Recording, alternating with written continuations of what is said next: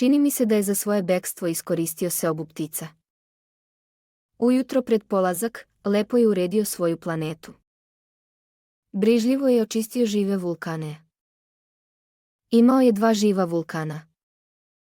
To je bilo sasvim zgodno za podgrevanje doručka. Imao je 1 ugašeni vulkan. Ali, kako je govorio, dobro očišćeni vulkani rade tiho i neprekidno, bez erupcija. Vulkanske erupcije su kao vatra u kaminu. Naravno, na našoj zemlji mi smo suviše mali da bismo očistili naše vulkane. Zbog toga nam stvaraju toliko neprijatnosti. Mali princ je, pomalo setan, počupao i posljednje izdanke baobaba. Verovao je da se neće više nikad vratiti. Ali svi ti svakodnevni poslovi izgledali su mu toga jutra neobično ugodni. A kad je posljednji put zalio ružu i spremao se da je stavi pod stakleno zvono, osjetio je želju da zaplače. Zbogom, reče on ruži. Ali ona mu ne odgovori. Zbogom, ponovi on. Ruža se zakašlja. Ali ne stoga što je nazebla. Bila sam glupa, reče ona najzad. Molim te, oprosti mi. Pokušaj da budeš srećan. Bio je iznenađen što mu ne prebacuje. Stajao je sav smeten, sa staklenim zvonom u ruci. Nije shvatao tu iznenadnu nežnost. Naravno, ja te volim, reče mu ruža. Moja je greška što o tome nisi ništa znao. To nema nikakvog značaja. Ali i ti si bio glup kao i ja. Pokušaj da budeš srećan. Ostavi to stakleno zvono. Ne želim ga više. Ali vetar. Nisam baš toliko nazebla. Sveži noćni vazduh će mi prijati. Ja sam cvet. Ali životinje. Treba da podnesem 2 ili 3 gusenice ako hoću da upoznam leptirove. Izgleda da je to tako lepo. Inače, ko će me posjetiti? Ti ćeš biti daleko. Što se tiče velikih životinja, ne bojim se. Imam kandže. I ona bezazleno pokaza svoja 4 trna. Zatim dodade. Ne odugovlači toliko. To je nesnosno. Rešio si da odeš. Idi. Jer nije htela da je mali princ vidi kako plače. Bila je to veoma gorda ruža.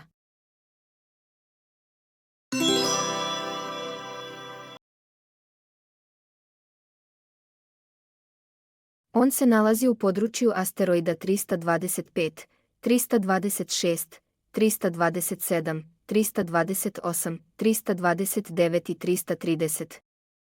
Počeo je da ih obilazi da bi tamo potražio neko zanimanje i upotpunio svoje znanje. Na prvom je stanovao neki kralj. On je zasedao, odeven u purpur i hermelin, na jednom vrlo jednostavnom, pa ipak veličanstvenom prestolu. Ah, evo jednog podanika. Uzviknu kralj kada je primetio malog princa. A mali princ se zapita. Kako me je mogao poznati kada me još nikada nije video? Nije znao da je za kraljeve svijet vrlo uprošćen. Svi ljudi su za njih podanici. Približi se da te bolje vidim, reče mu kralj koji je bio vrlo gord da nekome bude kralj. Mali princ potraži očima gde bi seo, ali je cijela planeta bila zakrčena veličanstvenim plaštom od hermelina. Ostao je dakle stojeći i kako je bio umoran, zevao je. Zevati u prisustvu kralja protivi se dvorskim propisima, reče mu vladar. Zabranjujem ti da zevaš. Ne mogu da se uzdržim, odgovori mali princ sav zbunjen. Dugo sam putovao i nisam spavao. U tom slučaju, reče mu kralj, zapovedam ti da zevaš. Godinama već nisam vidio neko kako zeva. Zevanje je za mene retka stvar. Hajde. Zevaj još. To je naredba. To me je uplašilo. Ne mogu više, reče mali princ pocrvenivši. Onda ti, odgovori kralj. Onda ti. Naređujem da čas zevaš, a čas. Promrmljao je nešto i izgledao je zlovoljan. Jer kralj je mnogo držao do toga da njegov ugled bude poštovan. Nije trpeo neposlušnost. Bio je to apsolutni vladar. Ali, kako je bio vrlo dobar, davao je razumne naredbe. Kad bih naredio, govorio je obično, kad bih nekom generalu naredio da se pretvori u morsku pticu i kad general ne bi poslušao, to ne bi bila njegova greška. To bi bila moja greška. Mogu li da sednem? Pitao je bojažljivo mali princ. Naređujem ti da sjedneš, odgovori mu kralj, koji dostojanstveno privuče skut svog hermelinskog plašta. Ali se mali princ iznenadio. Planeta je bila vrlo mala. Nad kim li je kralj vladao? Gospodaru, reče mu on. Molim vas da mi oprostite što ću nešto da vas pitam. Naređujem ti da me pitaš. Požuri se da kaže kralj. Gospodaru, nad kim vi vladate? Nad svim, odgovori kralj sa najvećom jednostavnošću. Nad svim. Uzdržanim pokretom kralj pokaza na svoju planetu, na druge planete i zvezde.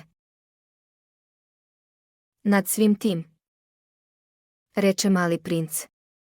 Nad svim tim, odgovori kralj. Jer to ne samo da je bio apsolutni vladar, već i vladar svemira. I zvezde vas slušaju. Naravno, reče mu kralj. Slušaju na riječ. Ja ne trpim neposlušnost. Tolika moć zadivi malog princa.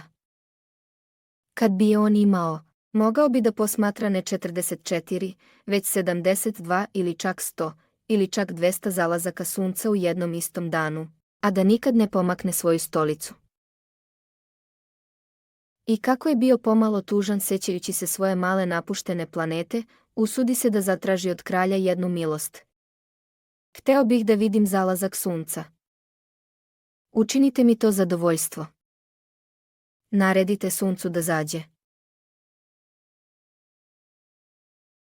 Kad bih naredio nekom generalu da leti od cveta do cveta kao leptir, ili da napiše tragediju, ili da se pretvori u morsku pticu, a general ne izvrši primljenu zapovest, čija bi to bila krivica, moja ili njegova?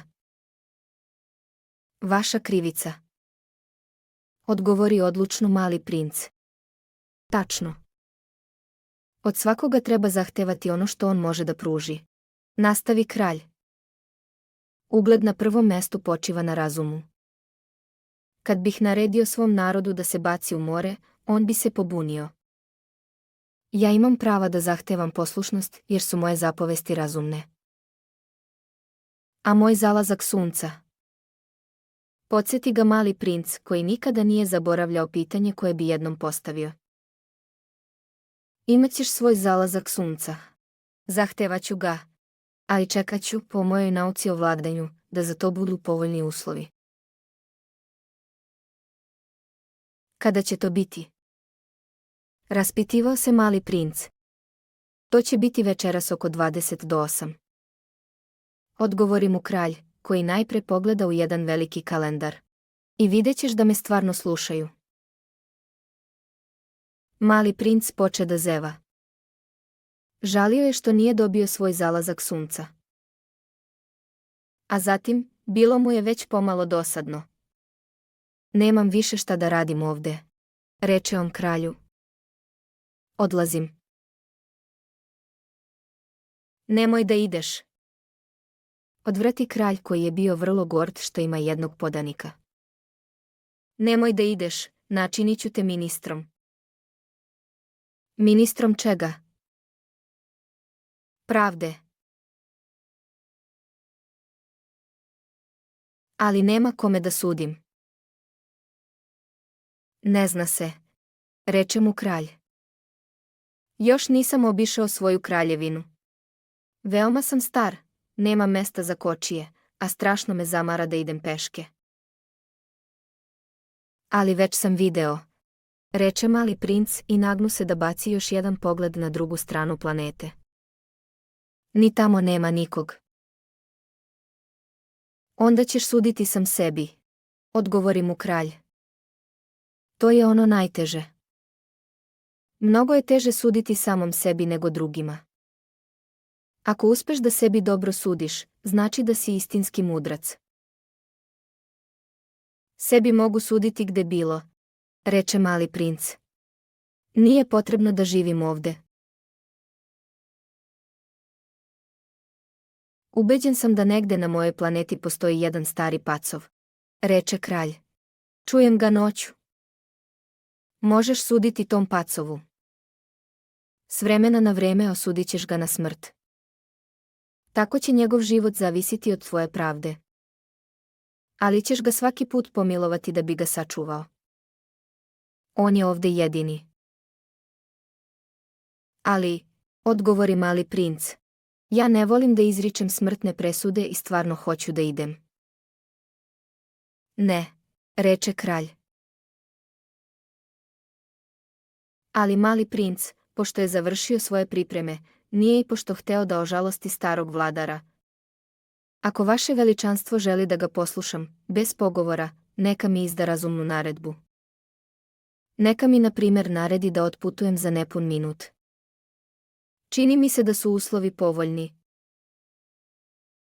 Pošto kralj ništa ne odgovori, mali princ je oklevao nekoliko trenutaka, a zatim uzdahnu i krenu.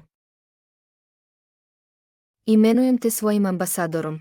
Požuri se da mu dovikne kralj. Izgledao je vrlo strog.